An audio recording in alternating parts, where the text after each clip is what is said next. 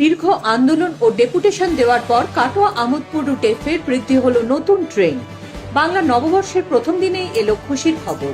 Katwa Amodpur rail লাইনে ফের বৃদ্ধি করা হলো ট্রেনের সংখ্যা। এখন সারাদিনে এই লাইনে সবেমাত্র 2টি ট্রেন চলে।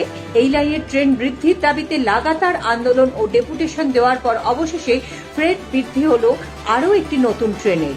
রেলের তরফে দেওয়া নোটিফিকেশন অনুযায়ী আগামীকাল থেকে নতুন ট্রেন চলার নির্দেশ থাকলেও 18 তারিখ থেকে চলবে নতুন ট্রেন বলে জানা যায় রেল সূত্রে। এদিন বিজ্ঞপ্তি দিয়ে জানালো রেল কর্তৃপক্ষ। নতুন ট্রেনটি সকাল 6:35 কাটোয়া থেকে ছেড়ে আমোদপুর পৌঁছবে সকাল 8টায়।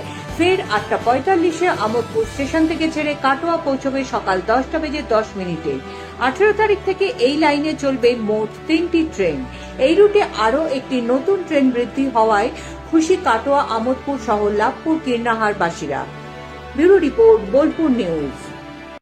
হ্যাঁ, আমাদের কাছে যেটা রেলে নোটিফিকেশন দেখাচ্ছে গত 16 তারিখ মানে আগামীকাল থেকে ট্রেনটি চালু হওয়ার কথা, কিন্তু এই মাত্র খবর পাচ্ছি 18 তারিখ শুক্রবার থেকে ট্রেনটি চালু হবে। এই খবরটি আমরা জানতে পারছি রেলের সূত্র মারফত। স্টেশন মাস্টারের কাছেও এটা জানতে পারলাম এবং রেলের টিআই অফিসার উনিও এই বিষয়টা জানালেন।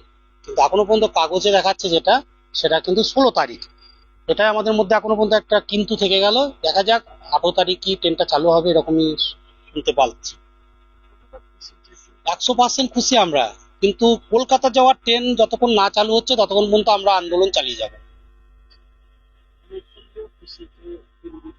একদম একদম, ট্রেন বৃদ্ধি হলে খুবই ভালো লাগছে। একটা হলেও গাড়ি বাড়ছে, কিছু মানুষের কাজে লাগবে।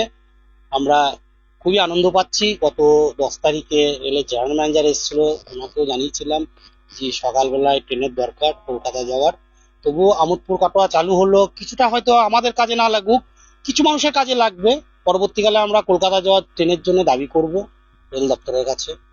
আগামী 18 তারিখ থেকে নতুন ট্রেনটি চালু হচ্ছে, এটাই আমরা রেলের সূত্র মারফত খবর পাচ্ছি। কিন্তু নোটিফিকেশনে দেখাচ্ছে 16 তারিখ মানে আগামীকাল, কিন্তু আগামীকাল নয়। রেলের স্টেশন মাস্টার বা রেলের অফিসাররা বলছে 18 তারিখ থেকে ট্রেনটি চালু হবে।